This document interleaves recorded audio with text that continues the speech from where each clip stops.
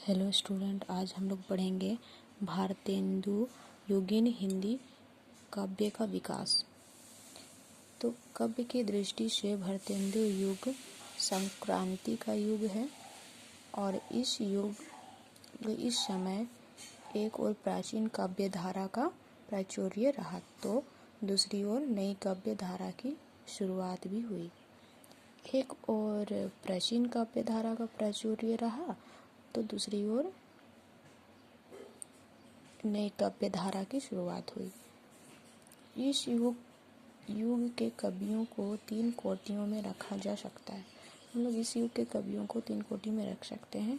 प्रथम कोटि में ऐसे कवि आते हैं जिन्होंने आधुनिकता से अपने को बिल्कुल ही अलग रखा, जैसे कि सेवक, सरदार, हनुमान कवि इस कोटि में आते हैं।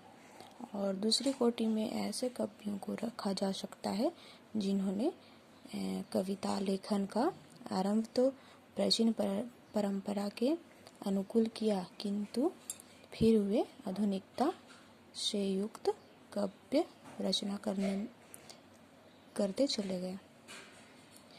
ऐसे कवियों में स्वयं भारतेंदु हरिश्चंद्र थे। इस कोटि के अन्य कवि थे बद्री नारायण चौधरी, प्रेमघन, प्रताप नारायण मिश्र और राधा कृष्ण दास। तीसरी कोटि में ऐसे कवि आते हैं जिन्होंने अर्वाचीन ढंग की काव्य रचना की। इनमें बाल कुमुद गुप्त का नाम प्रथम है और तत्कालीन हिंदी काव्य को नई दिशा प्रदान करने का कार्य भारतेंदु ने किया। उस समय के अन्य कवियों के लिए वे प्रेरणा स्रोत बन गए थे और उनके द्वारा आरंभ किए गए कार्य को ही अन्य कवियों ने आगे बढ़ाया। बद्री नारायण चौधरी, प्रेमघन, राधाचरण गोस्वामी,